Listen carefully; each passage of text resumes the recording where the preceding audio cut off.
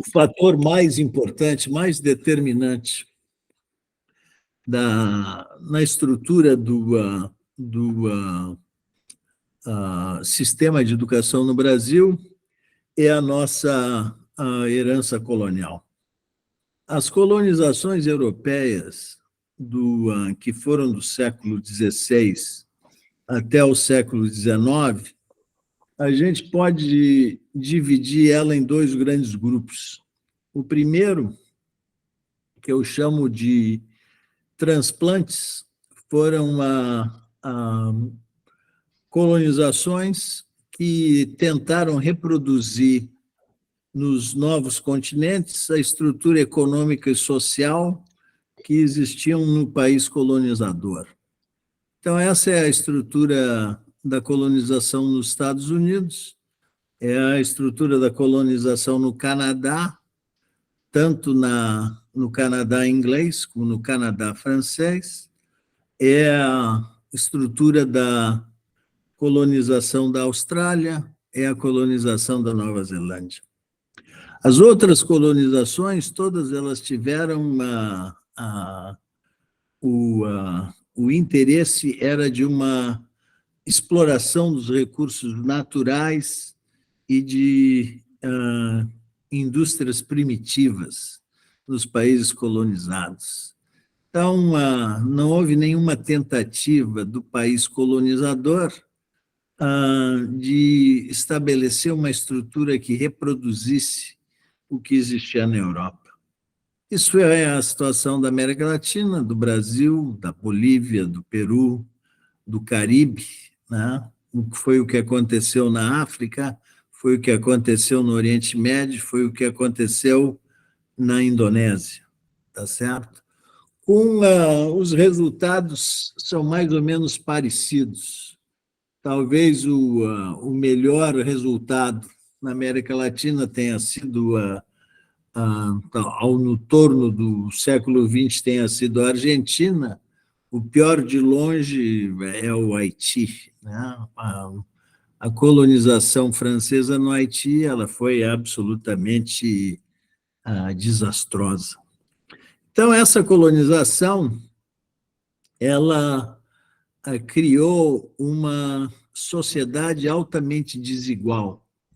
No período do descobrimento até o fim da escravidão, em 1888, um pouco menos de 1 milhão de portugueses emigraram ao Brasil. E, no mesmo período, os colonizadores trouxeram 5 milhões de escravos da África. Tá certo? Então, essa criou uma sociedade altamente desigual, com uma distribuição de renda extremamente desigual, mas ainda mais importante, era uma desigualdade de riqueza. Toda a riqueza no Brasil, até o término, a abolição do Império e na República Velha, ela se concentrava em algumas centenas de famílias. Tá certo? As diferenças desse processo de colonização, elas são claras no crescimento, no desenvolvimento do sistema educacional. Os ingleses chegaram aqui nos Estados Unidos em 1620 e 16 anos depois eles estabeleceram uma pequena instituição de ensino superior, que se tornou Harvard, tá? Ela foi fundada em 1636, são 16 anos depois da chegada do Mayflower. No Brasil, as primeiras escolas de educação superior só vieram a ser estabelecidas quando Dom João VI foi ao Brasil em 1808. Quer dizer que mais de 300 anos se passaram na colonização brasileira até que as primeiras instituições de ensino superior fossem estabelecidas. E, nesse período, mesmo a escola básica e a escola média, elas eram uns gatos pingados em Salvador, no Rio, em São Paulo, principalmente por iniciativa dos jesuítas, mas o resultado é que a grande maioria, a vasta maioria da população era completamente analfabeta, deseducada. E essa situação perdurou por muito tempo, até o final da República Velha. Pouca gente sabe disso, mas a eleição do Washington Luiz em 1926, o Brasil tinha 35 milhões de pessoas, 35 milhões de habitantes. Mas para votar, você era preciso ser alfabetizado. Então, na eleição do Washington Luiz, o número de eleitores foi 700 mil. Só 2% da população votou na eleição. Esse era basicamente o número de pessoas adultas alfabetizadas no Brasil. E pouca gente sabe que o Washington Luiz ganhou mais de 99% dos votos. Então, as eleições da República Velha, elas fariam inveja até os líderes da União Soviética. A situação da educação começou a mudar com a Revolução de 30. O Getúlio assumiu o poder no final do mês de outubro de 1930, e em novembro no mês seguinte, o Getúlio estabeleceu o Ministério da Educação. Então, essa foi a primeira iniciativa organizada a nível de governo federal para promover a educação no Brasil. E a primeira universidade estabelecida no Brasil, Harvard, foi em 1636, nos Estados Unidos.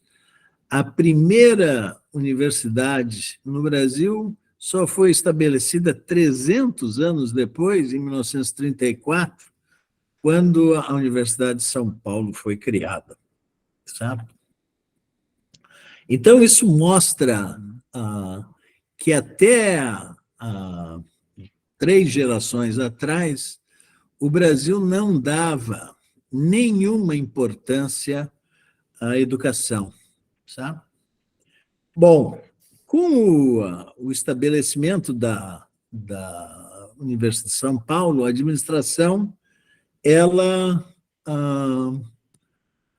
se deu conta de que não havia pessoas treinadas aqui no Brasil para educar os alunos universitários. Então, a administração da USP estabeleceu um programa altamente eficiente de trazer especialistas estrangeiros para ensinar na universidade. E esse programa trouxe expoentes, pessoal de primeiríssimo nível, tá certo? O Claude Lévi-Strauss veio ao Brasil, Pierre Monbeg, o grande historiador Fernando Brodel veio ao Brasil, matemáticos de primeiríssima qualidade, como o André Weil e o Oscar Zaris, que ensinaram em São Paulo. E aí ficou claro, quando eles chegaram ao Brasil, que o Brasil padecia de um problema gravíssimo, que eu chamo do credencialismo, né?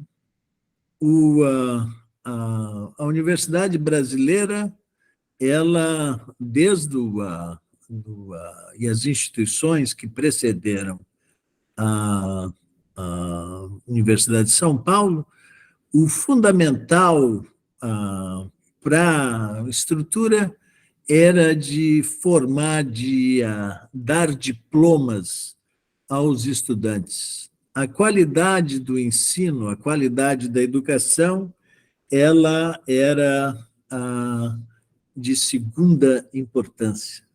Então, por exemplo, o Fernand Braudel, num texto que é muito conhecido aí no Brasil, ele disse que o estudante universitário brasileiro gosta muito de filosofar sem o saber, né? Ele gosta de bostejar, de comentar, mas não está interessado em aprender. O Dick Feynman, ele escreveu um relatório que foi censurado pelo Departamento de Estado em 1951, mas no relatório ele disse claramente que o objetivo dos cursos, os objetivos dos estudantes nos cursos universitários no Brasil é de passar no exame. Eles não têm nenhuma interesse em aprender. Para tornar esse problema ainda mais grave, a educação brasileira ela herdou a tradição portuguesa, né?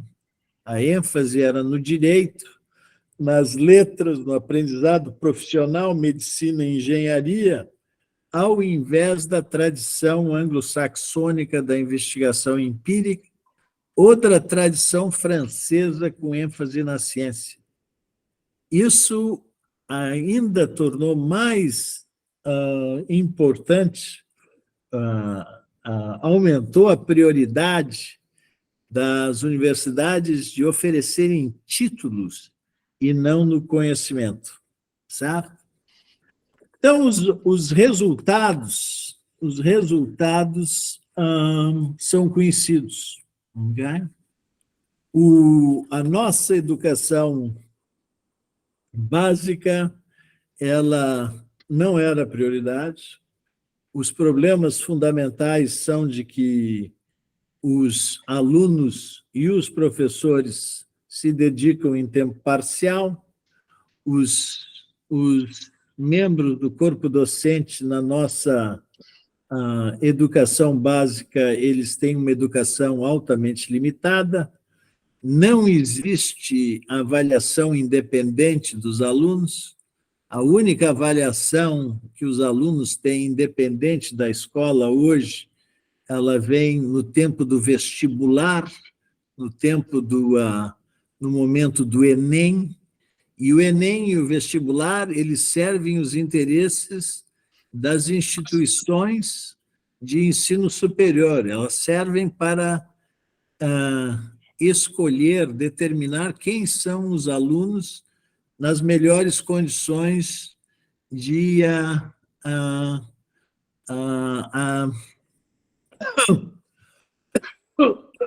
os melhores condições intelectuais de ir à universidade. Entre o período que o estudante chega no jardim da infância até o último ano do ensino secundário, não existe nenhuma avaliação independente, detalhada do aluno que permitisse tanto a escola como os pais da família do aluno de corrigirem lacunas na educação do estudante. Ao contrário do que é feito na Finlândia, na Grã-Bretanha e em grande parte aqui dos Estados Unidos, onde os alunos são examinados frequentemente. Na escola dos meus alunos, eles eram examinados independentemente, anualmente. E, depois do exame, um relatório detalhado era escrito descrevendo quais eram as áreas em que os alunos estavam bem preparados e, mais importante, nas áreas que eles não estavam preparados, sabe? Os problemas ensino superior, eles são em várias dimensões, né? Existe uma completa desconexão entre a produção da universidade e as necessidades da economia. A gente tem muitas escolas de letras e psicologia e muito poucas escolas de computação e administração de empresas. O Brasil tem, eu fiquei surpreso em saber disso alguns meses atrás, mas o Brasil tem 1.189 faculdades de direito. O Brasil tem mais escolas de direito do que o resto do mundo combinado. Certo? Os cursos que as universidades brasileiras oferecem, na sua grande maioria, eles são academicistas. Eles discutem teorias sem muita conexão com a realidade. Análise empírica, no Brasil, é quase desconhecida. Se você fazer uma revisão da literatura em economia produzida no Brasil, uma percentagem minúscula dos artigos usam dados quantitativos sobre a economia. A vasta maioria dos artigos, elas são discussões gerais sobre alguma parte da teoria econômica. É exatamente o contrário do que acontece nos Estados Unidos e na Europa.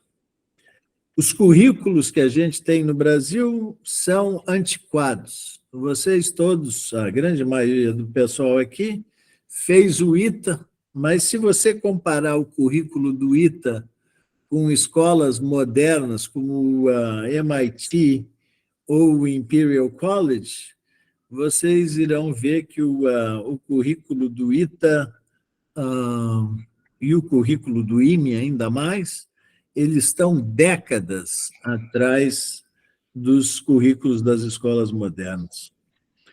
Um outro problema que o nosso sistema tem é que os alunos passam um tempo muito longo nos bancos escolares. Os nossos cursos de engenharia levam 5 anos para serem completados. Engenharia nos Estados Unidos e na Grã-Bretanha são cursos de 4 anos. Direito no Brasil são 5 anos. Direito nos Estados Unidos, evidentemente que ele é um curso feito depois do bacharelado, eles são 3 anos, certo? Na Inglaterra, o curso de Direito são 3 anos, sem o requerimento de você ter um curso universitário antes de entrar no curso de Direito. As melhores escolas brasileiras não têm escala. O ITA tem 150 vagas, o IME tem 96. O MIT somente tem 1.150 vagas. Quer dizer que o MIT são 7 vezes o ITA. Na graduação, na pós-graduação, o MIT é 30 vezes o ITA, ou mais. E, em termos de pesquisa, o MIT é centenas de vezes mais produtivo do que o ITA. O Imperial College tem 3.015 vagas, tá certo? Então, o Imperial College tem, na graduação, uma escala que é 20 vezes a escala do ITA. A medicina da USP, a medicina diurna da USP, só tem 122 vagas, certo? Elas são completamente... a escala é completamente inadequada para as necessidades do país. O Brasil agora criou um número muito grande de programas de mestrado. Esses programas de mestrado, na sua grande maioria, não satisfazem as mínimas necessidades econômicas, culturais ou acadêmicas do país. Na maior parte do tempo, na maior parte dos casos, elas servem como uma source, né? Como uma fonte de emprego para os alunos e oferecem a eles ainda mais uma titulação. O outro problema do Brasil é que o Brasil era o país dos doutores, né? Todo mundo no Brasil quer ser chamado de doutor. Agora, no Brasil, a situação ficou ainda pior, porque o que acontece recentemente é que a busca por títulos acadêmicos, sem a preocupação com a qualidade e relevância, chegou num nível que eu creio que é absurdo, realmente cômico, quando um número crescente, talvez seja a maioria dos nossos docentes, eles agora propagandeiam um título de pós-doutorado no seu currículo como se um estágio de curta duração, sem nenhum requerimento mínimo, numa instituição qualquer, fosse conferir uma qualificação acima do título de doutor. Eu vi um currículo no outro dia, um colega meu me mostrou, de um docente de uma das maiores escolas das maiores universidades do Brasil, em que o docente cita 6 cursos de pós-doutorado como se fosse parte da educação do indivíduo e não parte da experiência profissional. Existem outros problemas além disso, né? Uma das preocupações principais do corpo docente no Brasil é com a autonomia universitária. A autonomia universitária é um conceito que só existe no Brasil, em alguns outros lugares da América Latina, mas que nunca se ouviu falar nos Estados Unidos, na Grã-Bretanha, na França ou na Alemanha. Essa ideia de que a universidade deve ter completa autonomia nas suas atividades é completamente contraditória com os interesses mais gerais da nação. E a educação, o debate sobre a educação no Brasil é um debate puramente conceitual, né? Existe uma tremenda de uma conversa sobre princípios, limitações, mas você nunca vê propostas específicas implementáveis para mudar a situação. O último problema, existem ainda muitos problemas para comentar, mas um último que eu gostaria de mencionar é a burocracia. Sim? Sim. A burocracia do MEC. Alguns de vocês sabem qual é o número de funcionários do MEC que não são ligados a instituições de ensino? Alguma ideia? São 46 mil funcionários que o MEC tem, tá certo? E a produtividade dessa estrutura, que custa mais de 5 bilhões de reais por ano, mais de 1 bilhão de dólares, ela é completamente zero, sabe? Então, diante desses problemas, sabe?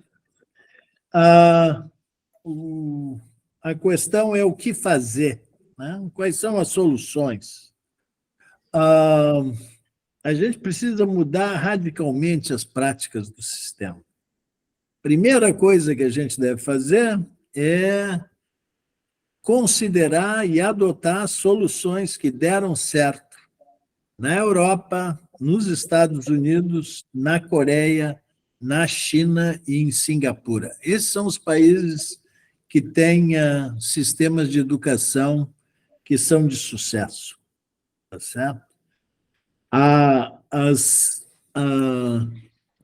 As características básicas desse sistema são no ensino médio, no ensino básico e médio, são tempo integral para alunos e professores, é o aperfeiçoamento contínuo do corpo docente, é uma avaliação independente e periódica dos alunos, e essa avaliação ela tem que ser detalhada o suficiente para permitir a intervenção da escola e da família na educação dos alunos. A gente precisa melhorar a planta física das escolas, e eu acredito que um ponto importante é o ensino obrigatório de língua estrangeira logo depois da alfabetização. No ensino universitário, eu acredito que a primeira coisa que a gente tem que fazer é reduzir a duração dos cursos. Reduzir engenharia de 5 para 4, medicina de 6 para 5, os cursos de bacharelado de 4 para 3, harmonizar a duração dos cursos com o protocolo de Bolonha, tá certo? Se a gente fizesse isso, a gente poderia educar talvez 20%, 25%, um número de 20%, 25% maior de estudantes. Existe uma desconexão terrível entre a universidade e a indústria. Eu vou dar um exemplo aqui. Eu dava um curso na NYU no ano passado, eu tinha 64 alunos na classe. E eles todos eram sophomores, eles eram alunos de segundo ano na Stern School of Business. Dos 64 alunos, 61 faziam uma forma de estágio em instituições financeiras, em startups ou instituições sem fins lucrativos. Todos eles, já no segundo ano da universidade, eles tinham a possibilidade de se envolver com um ambiente profissional. Isso a gente tem que fazer também no Brasil. A gente precisa aumentar e muito, melhorar e muito os estágios profissionais que devem ser todos pagos. Esse negócio de fazer, se o estudante, o estagiário não é pago, o serviço não é levado a sério. A gente precisa alinhar o output da universidade com as necessidades da economia. A gente precisa modernizar os currículos, aumentar significativamente o conteúdo de análise empírica em todas as áreas. A gente precisa estabelecer um sistema de avaliação independente dos cursos oferecidos. E essa avaliação precisa ser independente e precisa ser séria. E a gente precisa fazer duas outras coisas. A gente precisa fechar as espeluncas. Das 1.189 faculdades de direito, a gente precisa fechar quase 1.000 delas, porque elas não servem não fazem nenhum papel na economia e na sociedade. E a gente deve reduzir a burocracia do MEC em pelo menos 90% e redirecionar esses recursos de mais de US$ 1 bilhão por ano a instituições de ensino e ter um impacto direto nos estudantes. Essa, um sumário, é a minha visão do setor de educação no Brasil. Estão me ouvindo agora? Estamos te ouvindo perfeitamente, Paulão. Muito bem. Eu quero, em primeiro lugar, agradecer ao professor Flávio Bartmann pela sua gentileza de oferecer a nós essa palestra. Quero dizer que quem quiser fazer perguntas, por favor, levante a mãozinha. Quero dizer também que eu já resolvi o problema, está sendo gravada a nossa reunião. Depois de muito sofrimento, nós chegamos mais ou menos à normalidade das outras situações. Pois não? Eu vou passar a palavra e a primeira pergunta para o Odílio. Por favor, Odílio, pode abrir o microfone. Bom, boa noite a todos. Obrigado pela excelente palestra, Bartmann. Você falou muito sobre o ensino superior e sobre o ensino básico. Você teria alguma consideração para fazer? Não, eu tenho várias considerações. Eu, inclusive, escrevi um artigo há uns 3 meses atrás para a Folha, certo? Em primeiro lugar, Odílio, é ótimo te ver aqui. Eu acho que eu não tinha te visto por décadas. Sim. Então, você parece que está saudável, feliz da vida, o que é eu não diria que é uma surpresa, mas é uma coisa agradável de se ver. Tá certo? Obrigado. A educação básica, a coisa, para mim, a situação mais... A primeira mudança a ser feita, tá certo? É tornar o ensino primário e secundário de tempo integral, tá certo? Se os estudantes passam mais tempo num lugar estruturado, tá certo? Eles vão aprender mais. Mas existe o benefício colateral. Em famílias que não têm recursos, onde os pais, em muitas circunstâncias, os 2 pais trabalham, se o estudante passa 4 ou 5 horas na escola, ele vai passar, ou a estudante vai passar várias horas de cada dia sem uma supervisão do adulto. Então, os riscos que isso acarreta, tá certo, são enormes. Tá? Vadiagem, envolvimento com gangues, com drogas, esse é o primeiro benefício. Se você reduzir esse risco, os benefícios são enormes. Em todos os países avançados, Estados Unidos, no Canadá, na Europa, os estudantes passam 7, 8 horas E, em certas situações, para facilitar a vida dos pais, os estudantes passam não só o regime de tempo integral, mas eles passam 2 horas e meia adicionais na escola, onde eles trabalham no seu dever de casa.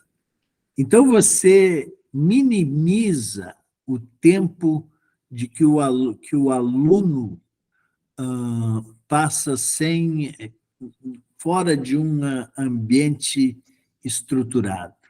Então, se você aumenta o tempo em que ele passa num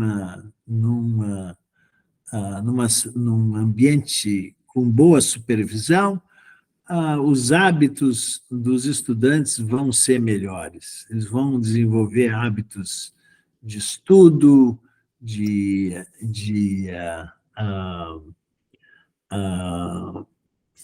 interação com outros estudantes, com adultos, a situação vai ser muito melhor. E sobre a grade curricular, você concorda ou acha desvantagem essa questão de não se ensinar? A pessoa escolhe se quer fazer química ou física, ou quer dizer, no ensino médio, aqui no Brasil, está mudando para a pessoa escolher qual é a grade que quer estudar.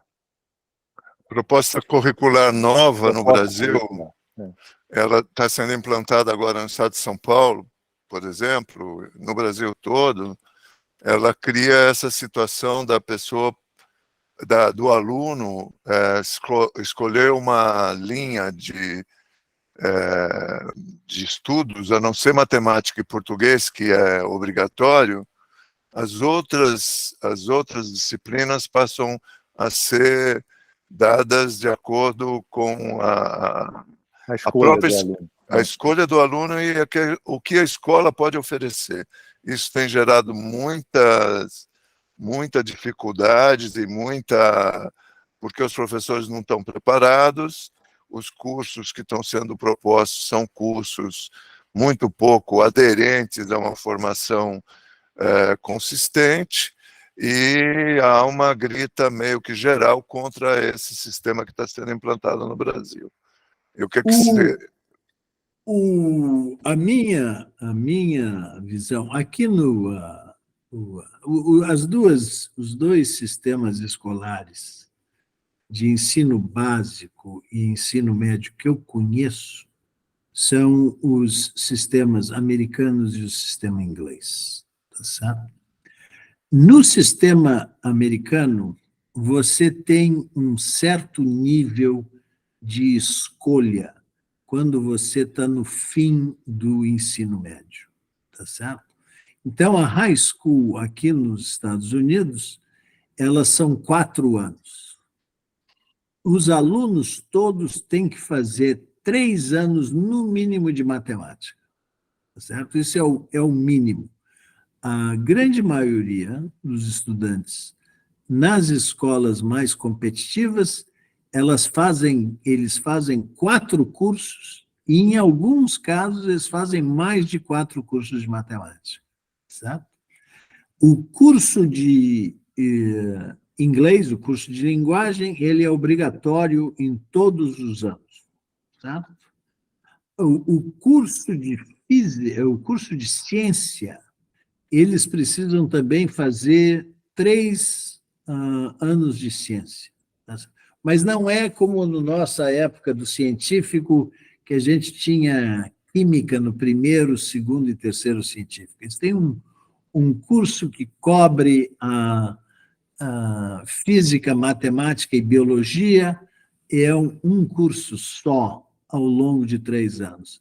Eles têm um certo nível de escolha, mas esse nível de escolha é limitado. Eu acredito que você precisa ter um core, né? um core, um currículo básico, que deve ser um requerimento de todo mundo, tá certo? Existem certas coisas em matemática que todo estudante que termina o ensino médio deve saber, certo? Ele precisa ter um conhecimento, ele precisa saber resolver equações simples, ele precisa saber um pouco de geometria, ele precisa saber talvez um pouquinho de geometria analítica. Talvez ele não precisasse ter um curso de... Na minha época, no Rio Grande do Sul, o terceiro ano do científico, a gente tinha um curso de cálculo, certo? Eu acho que a grande maioria dos estudantes que fez o curso de cálculo na minha escola, eles nunca usaram cálculo. Os únicos que usaram foram os que foram à engenharia, fazer física, etc, etc. Mas eu acredito que você precisa ter um currículo básico que deve... Você não pode você precisa ter um certo conhecimento que é comum a todo mundo que sai da escola.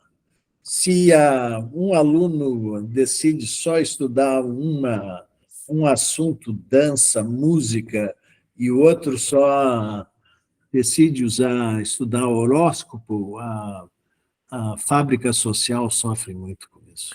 E parece que é esse caminho que está se implantando no Brasil, que é muito ruim, e tem uma grande satisfação ocorrendo atualmente para a revisão desse processo. Vou passar para o Volkmer agora para fazer a questão, pedir para o Volkmer abrir novamente o microfone. Pronto, está aberto, Volkmer. Primeiro, Bachmann, obrigado por essa impactante apresentação. Foi muito boa. Segundo, vou deixar claro que, obviamente, eu não tenho preparo nem para ousar criticar alguma coisa que você falou, certo? Então, deixa isso bem claro. Terceiro ponto, que eu também gostaria de ressaltar, eu estou na ITAEX, e a ITAEX tenta apoiar o ITA na questão da excelência do ensino.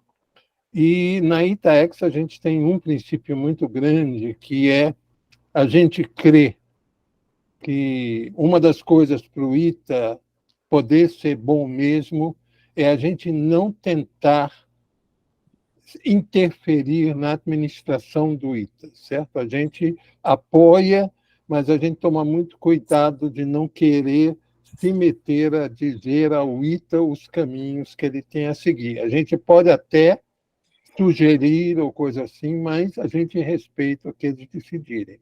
E aí, nessa questão, eu queria lhe pedir um favor, Bachmann, que é o seguinte: você fez uma afirmação que me deixou surpreso, que o currículo do ITA estaria 20 anos atrasado em relação aos currículos modernos. Não acho que isso seja questão de decidir, de discutir isso aqui agora, porque isso é muito profundo. Mas eu gostaria imensamente, se você pudesse depois fazer um documento, alguma coisa, mostrando em que pontos o currículo do ITA deveria, assim, comparando e mostrando aonde que estão essas diferenças que deviam ser mudadas para que o currículo do ITA não fosse um currículo 20 anos atrasado. Mas isso não é para discutir agora, sim, é um favor que ele peça. Eu sei que você é muito ocupado e tal, mas se você puder fazer isso e mandar para a gente, isso pode nos dar pontos muito importantes de como fazer o apoio ao ITA, tá? Muito obrigado. Volkmer, em primeiro lugar, eu agradeço os seus comentários generosos em relação à minha fala. Segundo, eu acho que você está numa posição tão boa quanto a de qualquer outro para criticar o que foi dito, tá certo? E eu gostaria de ouvir a tua opinião e a opinião de outros. Terceiro lugar, o meu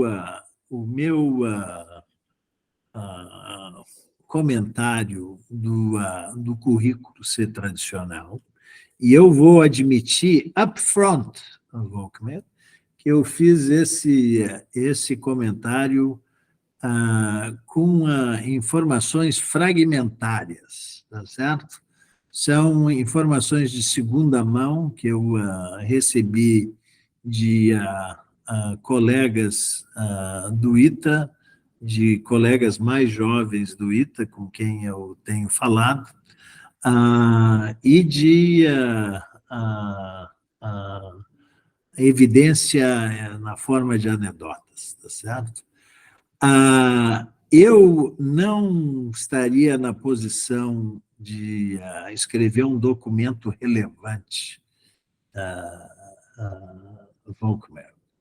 Eu acredito que a maneira de se avaliar o currículo do ITA seria de examinar, comparar o que o ITA oferece com o que é oferecido nas grandes escolas de engenharia na Europa e nos Estados Unidos. Então, eu acredito que eu não sei, isso teria uma missão, talvez, para a administração do ITA, para a congregação, mas eu acredito que o pessoal do ITA deveria examinar com cuidado o que o MIT, o que o Stanford, o que Cornell e o que o Imperial College oferece,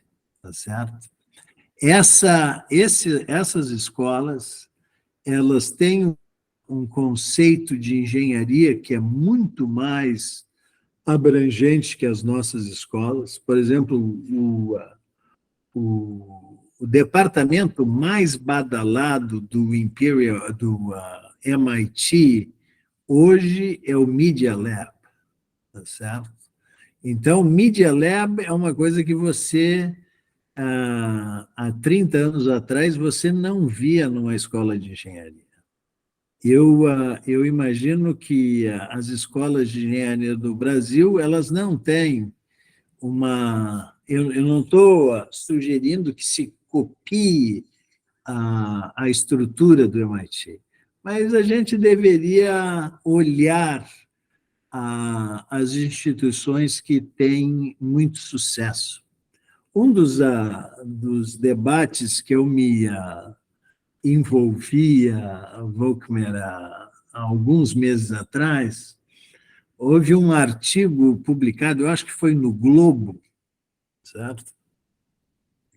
Em que um dos grandes medalhões da educação no Brasil sugeriu que a maneira de resolver o problema educacional do Brasil fosse adotar uma estratégia portuguesa para a nossa educação. E a razão do artigo é que o Flamengo, mesmo sendo um grande time de futebol no Brasil, o Brasil, o maior time de futebol do mundo, tinha contratado um técnico português, o Jorge Jesus, com grande sucesso, tá certo?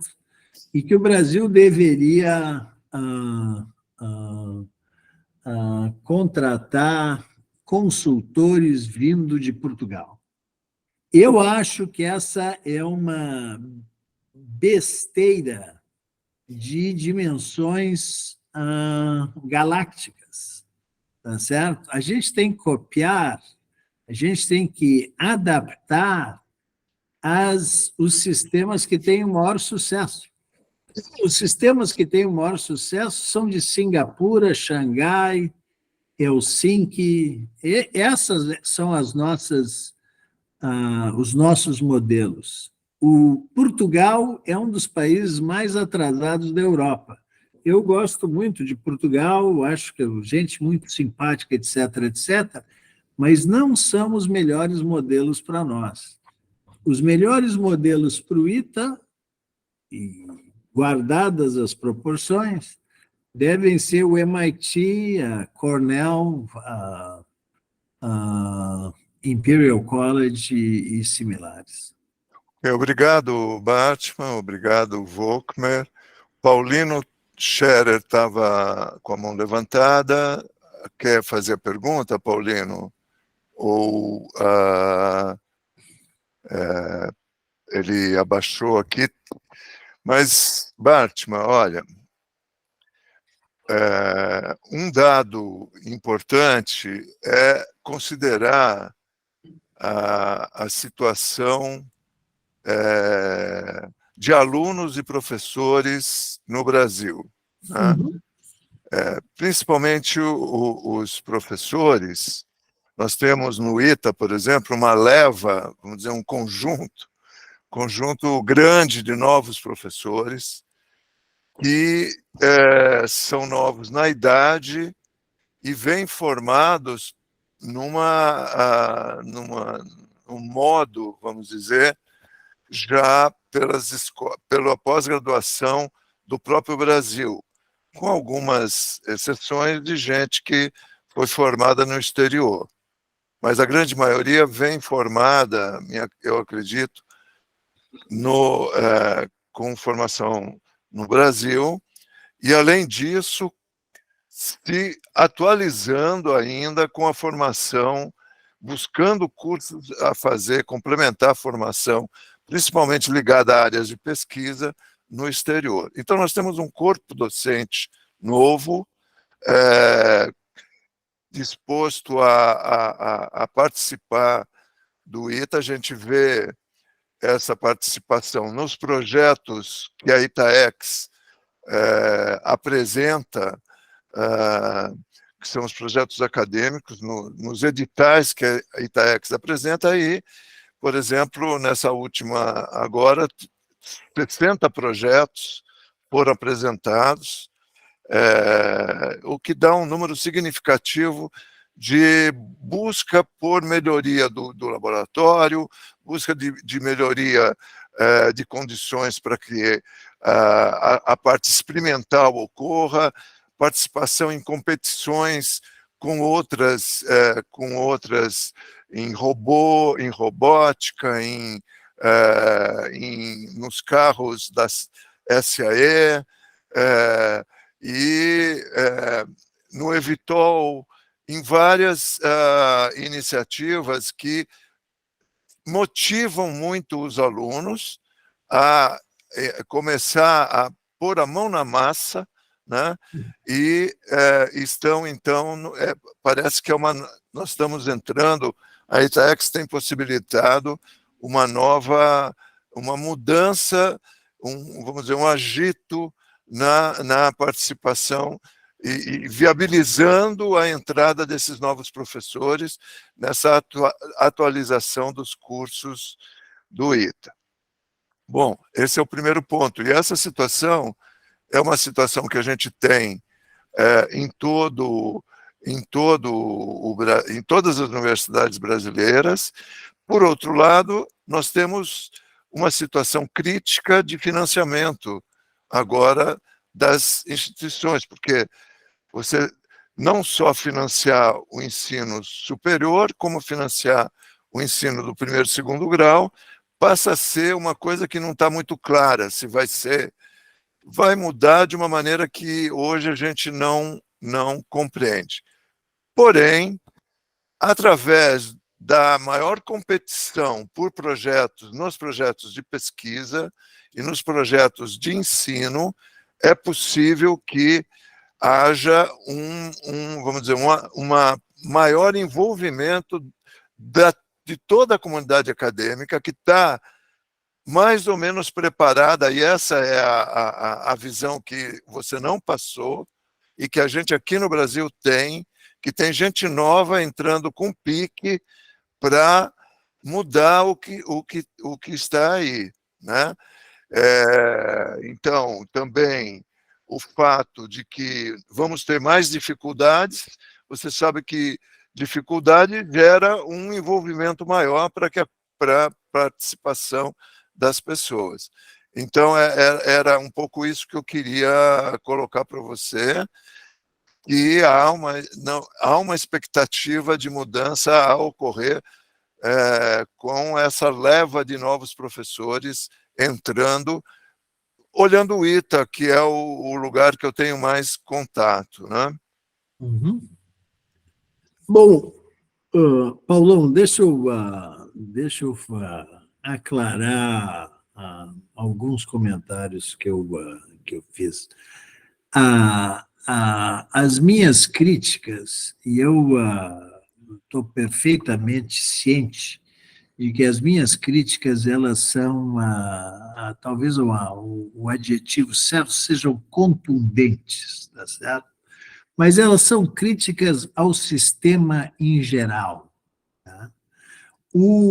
Existem várias iniciativas no Brasil que são iniciativas altamente produtivas que estão tentando melhorar as condições na frente de grandes dificuldades. Por exemplo, o INPA, no Rio de Janeiro, tem se mantido com a instituição de alto nível por 6 décadas. Existem grupos na Faculdade de Medicina de São Paulo que são excelentes. Existem grupos no ITA que são ótimos, tá certo? A minha crítica, e o ITA tem a vantagem, eu tive contato com centenas, alguns milhares de estudantes em instituições da mais alta qualidade, tá certo? Os estudantes do ITA se comparam muito bem com os estudantes em Colômbia, com os estudantes da NYU, eles são do mesmo nível ou melhor que os estudantes do Imperial College. Os únicos estudantes que eu acho que competiriam com vantagem contra o ITA eram os alunos de matemática e física de Princeton, que são alunos excepcionais. Então, os alunos do ITA têm um material extraordinário, tá certo? Agora, você precisa criar uma estrutura que é capaz de, primeiro, de educar esses estudantes da melhor maneira possível, e você precisa criar uma estrutura que cause um impacto significativo na indústria e na sociedade em geral, tá certo? Esse é difícil para mim avaliar o impacto que o ITA tem tido. Eu imagino que, dada a escala do ITA, tá, o ITA poderia ter se a gente tivesse um ITA que, em vez de admitir 150 alunos por ano, admitisse 500 ou 600, o impacto do ITA seria multiplicado, alavancado por um número maior, não 4 ou 5, mas talvez 10 vezes. Porque você cria uma massa crítica, tá certo? Que eu acho que falta no ITA e certamente falta no IME, tá certo? Então, esse problema da escala, ele é um problema muito importante. Ok. Obrigado, Batman. O Paulino está de volta aqui, ele estava na frente do Marcelo, então eu vou passar para o Paulino. Pode abrir o microfone, por favor, Paulino? E, se possível, a câmera também, para a gente te ver. Ok. Não estou ouvindo, Paulino. Não estamos te ouvindo, Paulino. Você consegue... Vou passar, então, para o Marcelo, ou um minutinho, Marcelo, espera aí, vamos ver se o Paulino consegue abrir o microfone. Consegue, Paulino? Você está aqui com o microfone aberto. Você tem que aumentar o volume. Tem como... Não, não. Bom, vamos passar para o Marcelo. Por favor, Marcelo. Depois a gente tenta ver, enquanto o Paulino tenta resolver o problema lá. Passar para o Marcelo. Ok, Marcelo? Ok. Deixa eu iluminar melhor aqui para... Bom, obrigado pela palavra. Bartman, parabéns.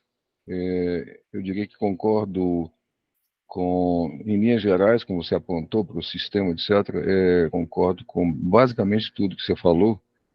Teria 1000 pontos para a gente aprofundar aqui, mas, claro, o tempo não permite. Então, eu faria uma pergunta, um comentário e uma sugestão. A pergunta, para ser mais direto, é a respeito de... eu não percebi você falar do ensino técnico, e eu tenho minha visão sobre isso, mas quero escutar a sua, né? Enfim, a palestra é sua. Num país com essa história, considerando a história que você colocou lá no frente, né? O modelo de exploração de recursos naturais, e só 3 séculos depois, a fundação da Dom João VI, etc., e a universidade. Enfim, então tem uma massa absurda de pessoas que têm uma instrução fraca ou nenhuma, ou muito pobre. Então, eu queria escutar se você fala sobre o ensino técnico. O comentário é que esse ensino técnico ele está contemplado como uma das 4 ou 5 áreas obrigatórias de 60%, que é a Base Nacional Curricular, que está em vigor desde 2017, 2018, ela recomenda. Tá? Então, as pessoas falaram em 2 áreas, e 40%, a BNCC, se alguém quiser aprofundar. Minha esposa está estudando isso e está dando curso sobre isso pela 2ª vez. Está aqui ao lado, portanto, ela que me instruiu sobre isso. Enfim. Então, mas em poucas palavras, para quem quiser aprofundar sobre o ensino infantil, como eles chamam atualmente, infantil, ensino fundamental em médio, ou seja, o antigo jardim, curso primário e curso ginasial e científico, está lá. Bom, então ela prescreve 60% obrigatório em 4 áreas, ou 5, ciências físicas naturais, matemáticas, linguagens, que inclui computação, inglês, português, etc. A 4ª, ciências humanas e sociais aplicadas, e a 5ª seria formação técnica. Então, dessas, as pessoas falaram, técnica profissionalizante, as pessoas falaram nas outras, mais ou menos, mas falaram um pouco da 5ª, da formação técnica. Por isso que eu puxei num país como o nosso, que tem um monte de gente. E o comentário particular sobre engenharia, que nos cursos de pós-graduação do INPE, que são 7, eram 6, 7, o Dili faz parte, outros colegas fazem parte, aí em particular um curso de engenharia, que com esse nome, eu batizei com esse nome 93, né? Ele tem 4 áreas de opções, áreas de concentração, são nomes oficiais. Nós introduzimos a opção de engenharia e gerenciamento de sistemas e lela uma série de disciplinas que não eram praticadas no INPE, ou em São José, ou no Brasil, com a expectativa de que isso estimulasse a indústria local, e, enfim. E esse processo está acontecendo, mas é um processo lento. Por exemplo, engenharia de sistemas, engenharia de requisitos, e aí poderia enumerar um sem número de disciplinas aqui, confiabilidade, etc. Mas, ao longo desses anos, de um lado, há a demanda, os alunos são, sobretudo, das empresas, muito bem, então há demanda, há interesse das empresas de se atualizarem, etc. Mas, por outro lado, eu tenho sentido dificuldades em que isso percole para as escolas. As escolas têm certa dificuldade de adotar, etc. Então, as empresas, sim, demandam. A maior parte dos alunos do curso de Engenharia e Gerenciamento de Sistemas do INPE são da Embraer, da Vibraz, e de outras empresas maiores e menores. Mas, quando você tenta percolar isso para as escolas próximas ou distantes, é mais difícil.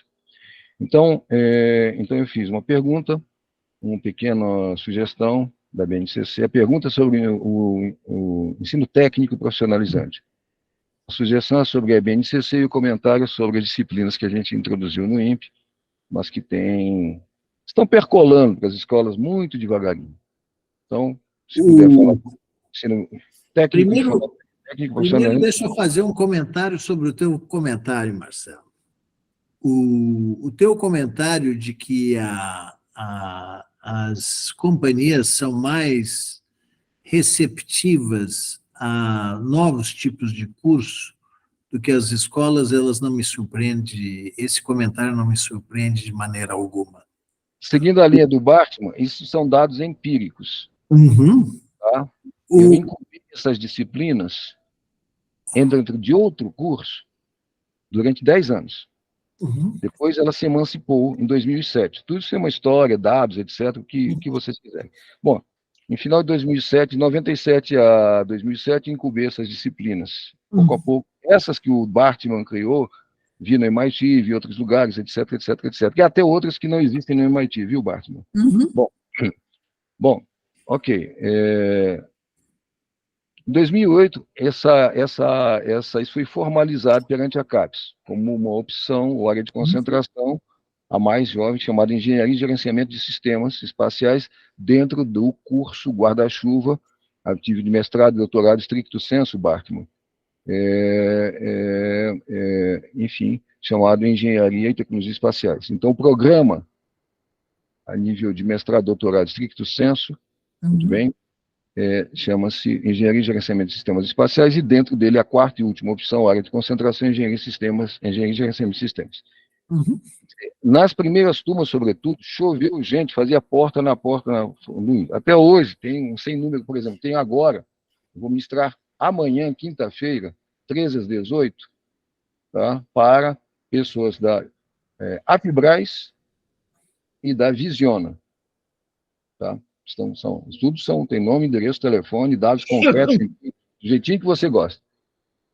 Então, e menos pessoas do mundo acadêmico. Bom, agora, apesar de toda essa base empírica, esse testemunho, e você convencer, enfim, a migrar para outros ambientes, é mais difícil. Eu já tentei, continuo tentando, mas é mais difícil.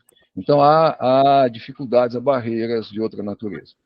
Mas eu ainda quero escutá-lo sobre, quando você puder comentar, sobre o ensino técnico /, profissionalizante, que é o antes de falar obrigatório da BNCC. Antes de falar do ensino técnico, deixa eu fazer 2 comentários rápidos sobre esse teu programa. Primeiro, parabéns, tá certo? Porque me parece que esse teu programa está satisfazendo uma necessidade real que existe num setor industrial importante no Brasil, tá certo?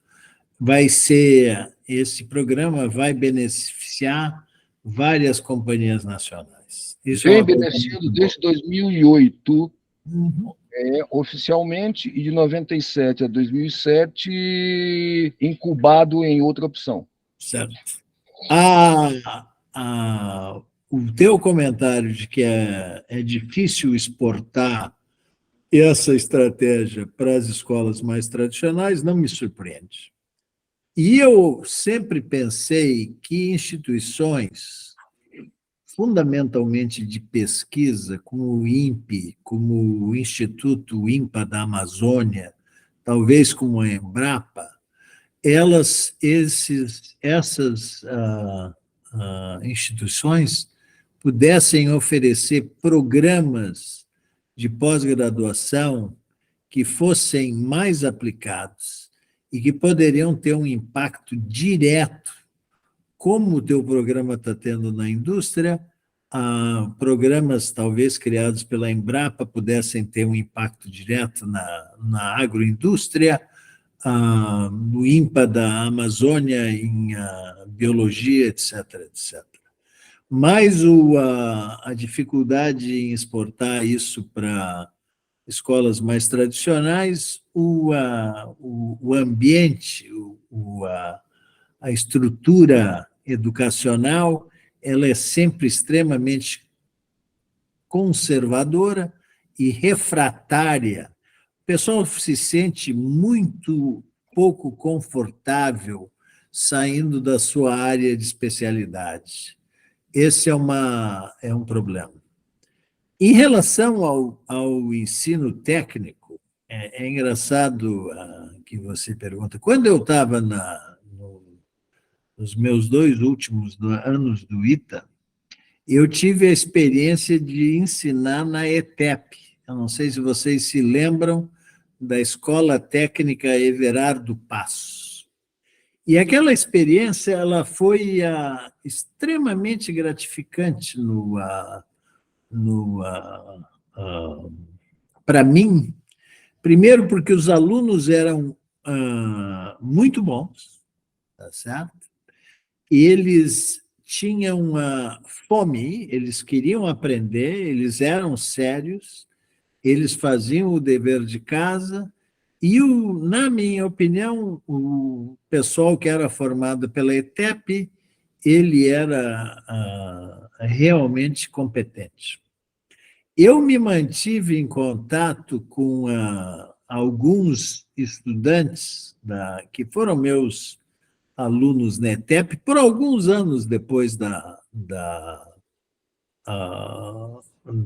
formatura minha do ITA, e uma das coisas que que me disseram várias vezes é que eles se julgavam, eles achavam que o nível de competência que eles tinham atingido não era reconhecido pela indústria, pelos empregadores, porque eles não tinham um título, eles tinham um título de técnico e não tinham um título superior, tá certo? E eu acho que isso é mais um exemplo da cultura brasileira de valorizar o título e não valorizar o conhecimento. O ensino técnico, e eu vou te dar, eu não sou um especialista, ele tem um valor muito maior do que no Brasil, aqui nos Estados Unidos, e ainda mais alto na Alemanha, tá certo? O ensino técnico, o pessoal que tem a graduação, que não vai à universidade, mas que adquire conhecimentos em escolas técnicas, eles são muito valorizados pela indústria de alta sofisticação, a manufatura de alta qualidade da Alemanha. Então, a Bosch, a Siemens, a Daimler, a BMW, eles empregam centenas, milhares desses caras.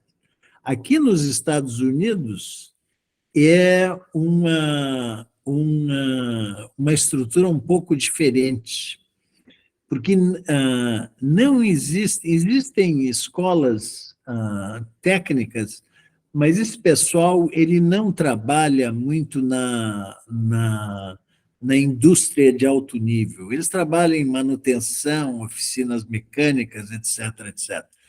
E o pessoal, o que seria talvez comparável ao que há na Alemanha, é que existem aqui community colleges nos Estados Unidos, que são cursos de 2 anos.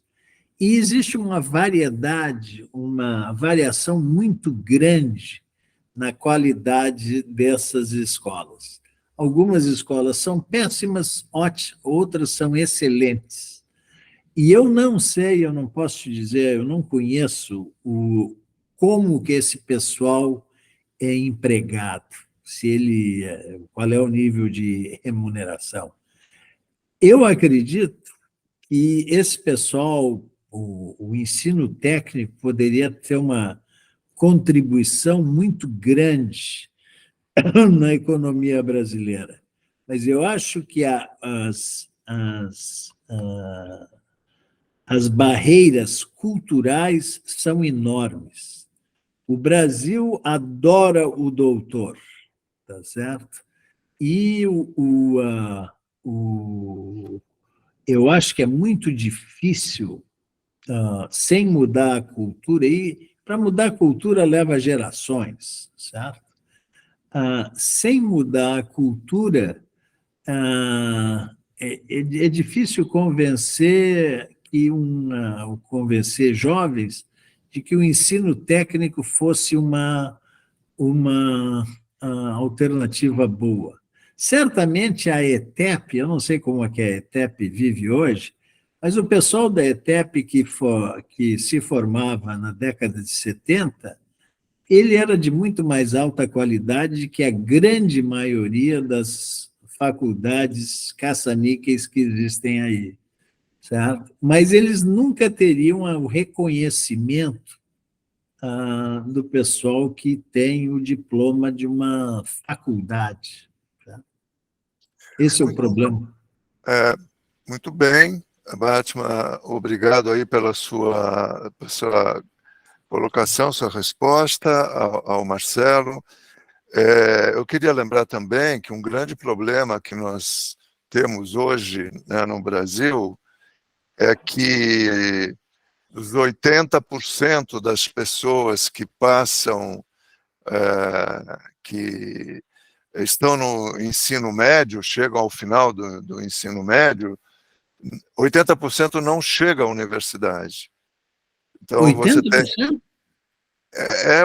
de 60% a 80% não chega.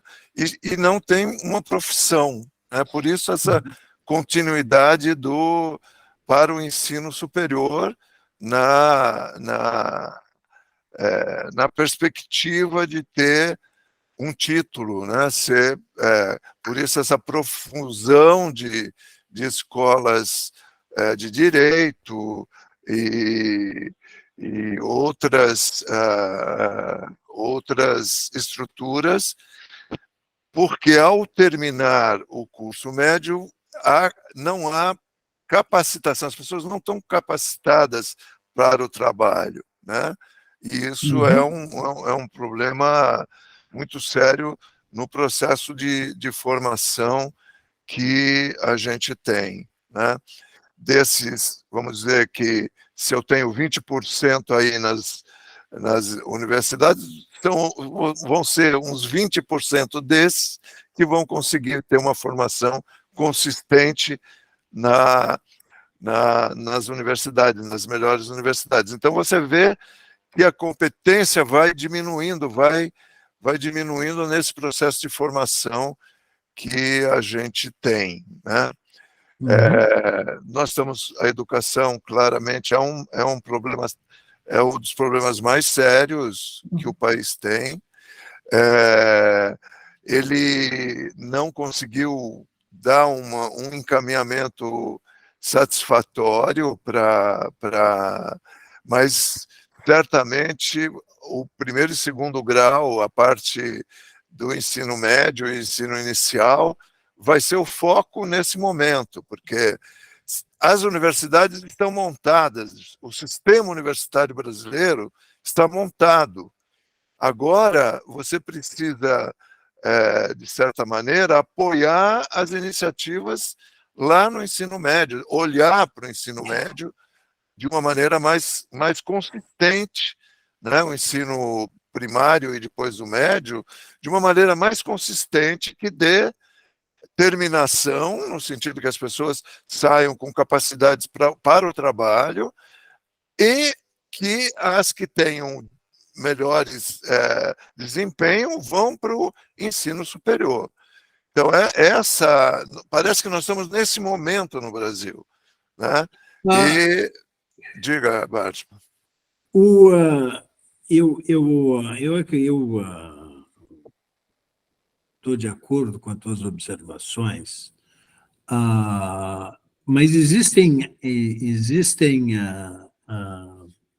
algumas considerações que a gente precisa fazer. Por exemplo, o número de estudantes universitários no Brasil hoje é entre 8 e 9 milhões, certo? A proporção da população que está numa escola de nível superior no Brasil são um pouquinho acima de 4%.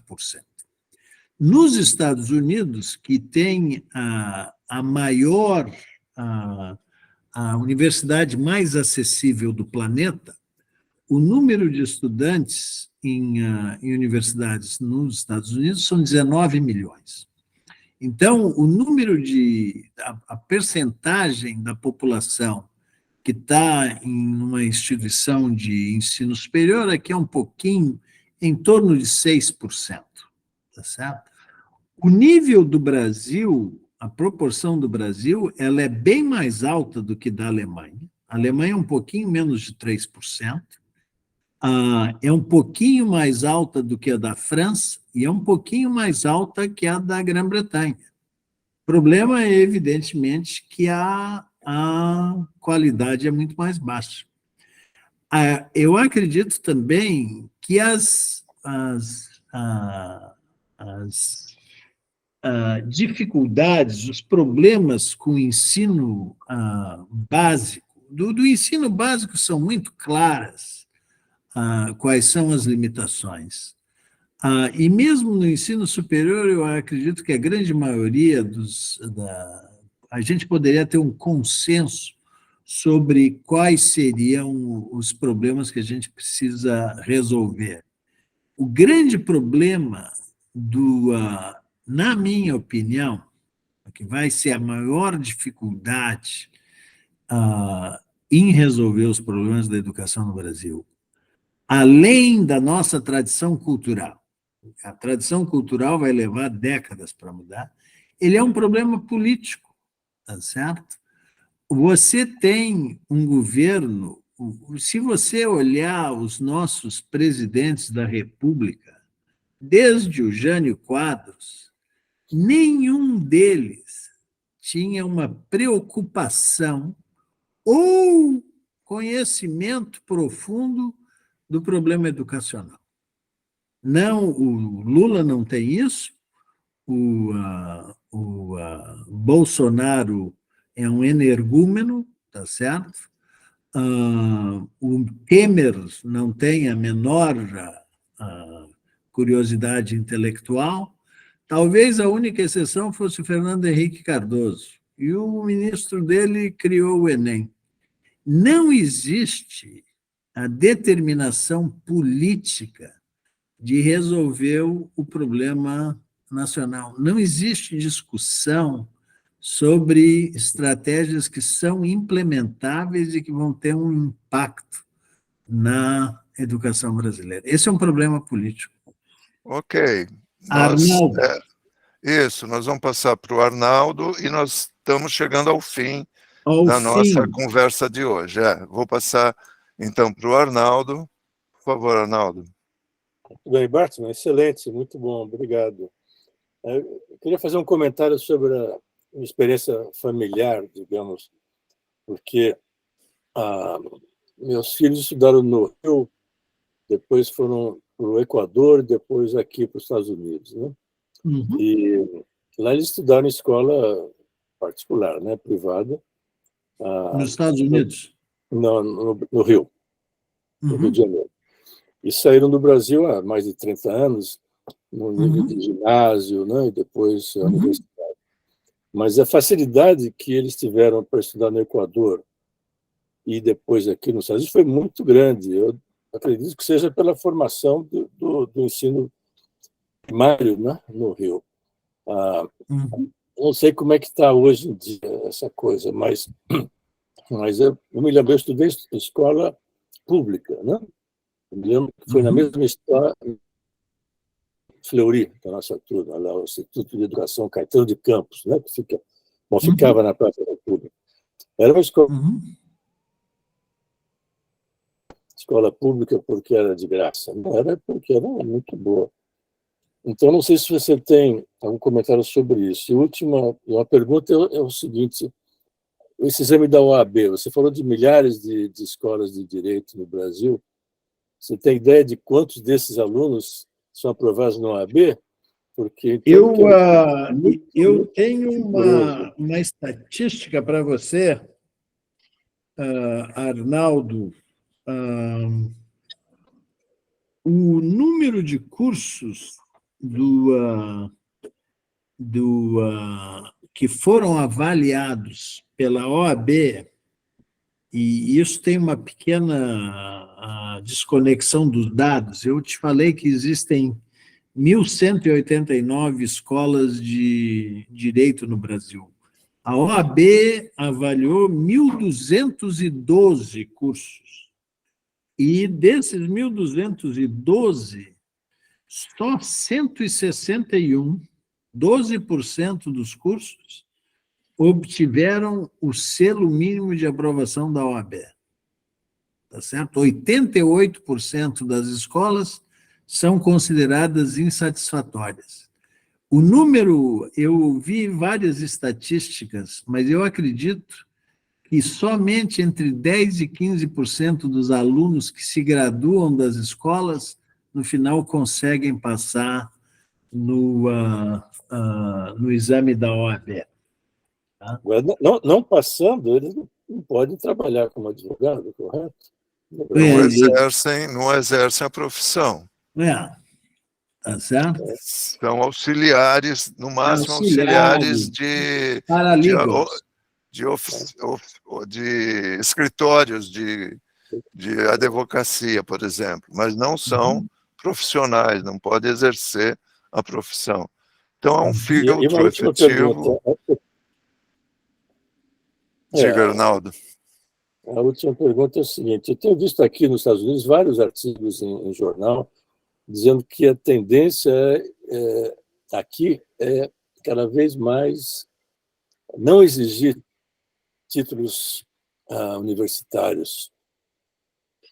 Você tem visto algo sobre isso? Ou seja, interessado mais em outros aspectos do que um diploma superior? Esse é uma... eu ouvi várias manifestações dessa tendência, e eu acredito que existem vários fatores levando a isso, Arnaldo. Um é o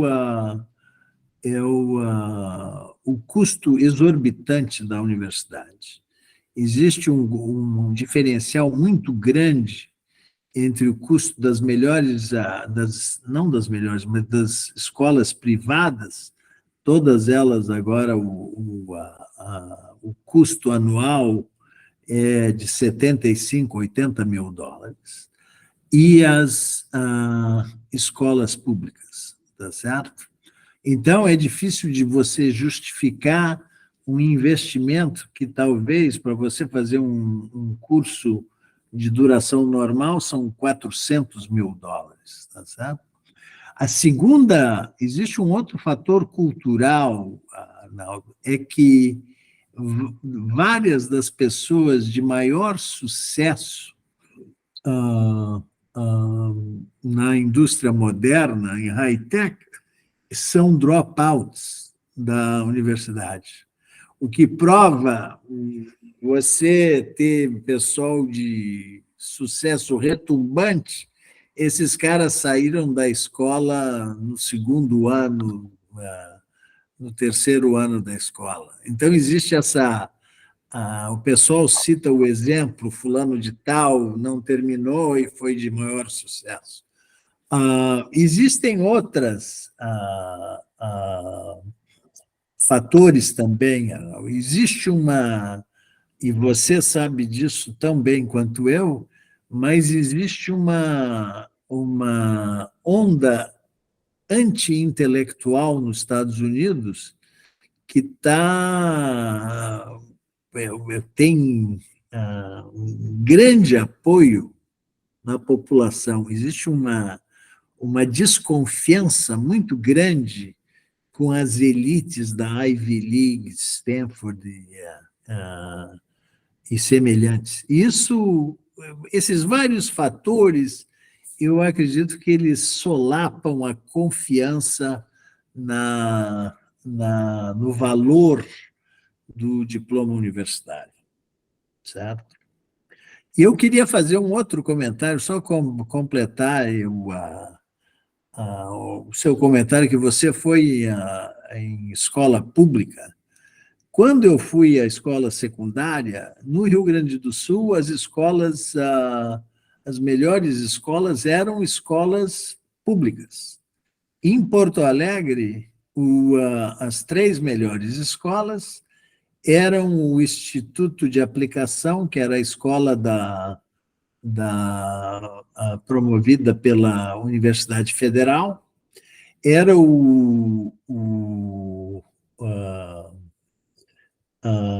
a Escola Militar, né?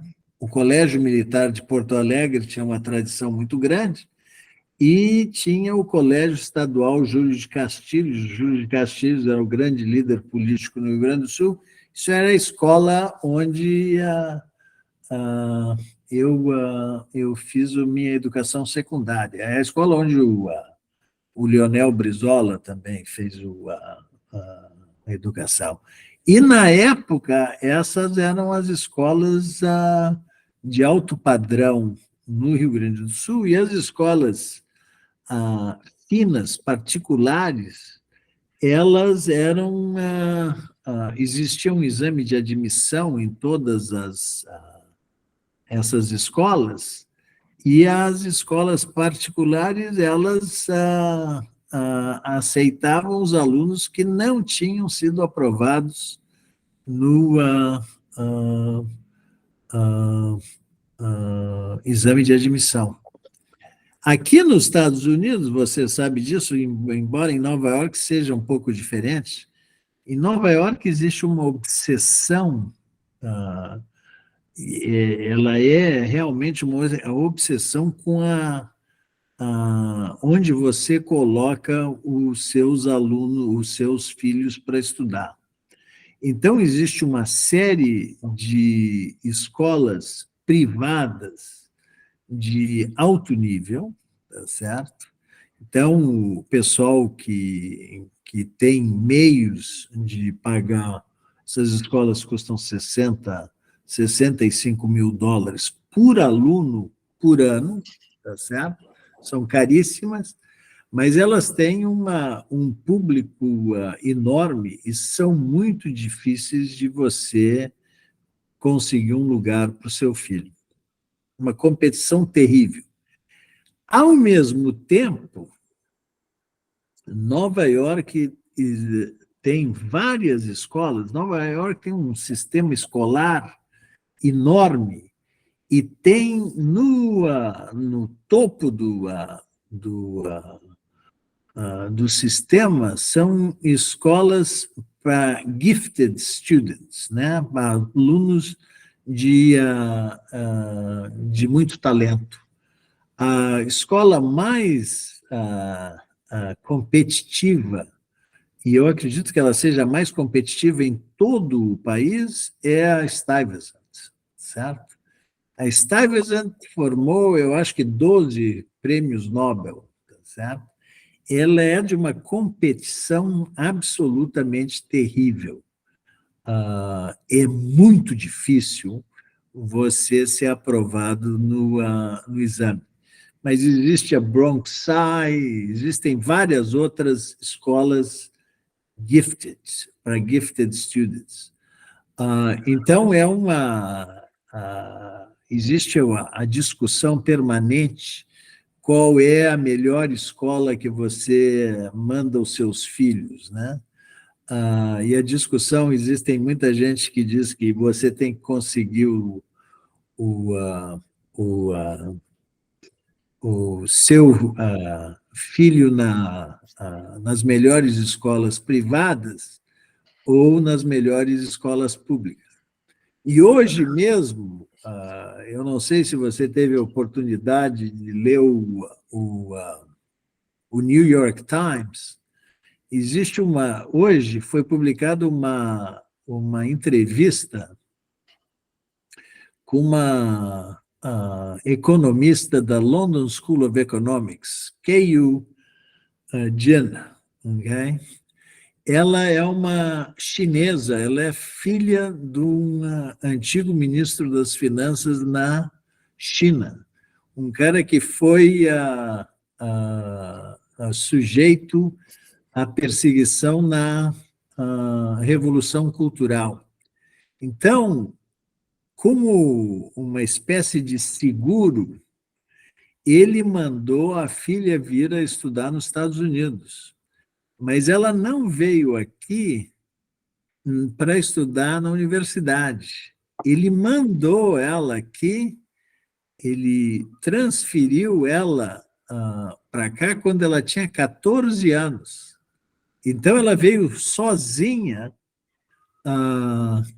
viver com uma outra família aqui em Nova York, e ele conseguiu o ingresso dela na Horace Mann, que é uma das escolas mais competitivas privadas, a escola preferida da camada mais rica de Nova York. Ela veio aqui com 14 anos, foi excepcional aluna em Horace Mann, e aí ela foi a Harvard, fez a graduação, mestrado, doutorado, e hoje ela é uma estrela no meio acadêmico. E tem uma entrevista interessante, eu vou te mandar. Ela é defensora, é uma das grandes defensoras das políticas chinesas. Muito bem, muito Ótimo. bem. Eu só queria fazer um comentário um pouco desse finalzinho, que nós, a nossa época, né, nós fizemos todas as escolas públicas eram melhores no científico, no colégio, e fizemos um ano de cursinho, de um modo geral, com algumas exceções, mas de um modo geral fizemos um ano de cursinho, e entramos no ITA, que era o vestibular mais difícil que existia no Brasil. Esse fato continua. Existe hoje, o vestibular do ITA continua sendo o mais difícil do Brasil. Isso todo mundo que presta fala, a gente vê nas declarações dos meninos que se preparam. Mas hoje eles se preparam em Fortaleza, no Ceará, no sistema de ensino do Ceará. Essa é uma coisa interessante, porque há também uma mudança que se precisa olhar com mais cuidado o que está acontecendo com o ensino médio no Ceará, para ter esse sucesso de acolher a maior parte dos estudantes que entram hoje no ITA fazendo esse vestibular tão difícil que continua sendo o vestibular do ITA. Eu queria, então, brindar ao Batman, agradecer a esse belo discurso, essa bela palestra, e, pessoal, vou brindar aqui junto com ele. Paulão, eu agradeço. Apesar de ser quarta-feira, eu já vou cair aqui no vinho assim mesmo. Eu agradeço muito o teu convite, foi ótimo ver alguns dos velhos conhecidos aí do ITA, prazer enorme, e eu espero ter a oportunidade de conversar com vocês no futuro próximo. Muito obrigado. Bem. Tchau, tchau, moçada. Tchau. Tchau.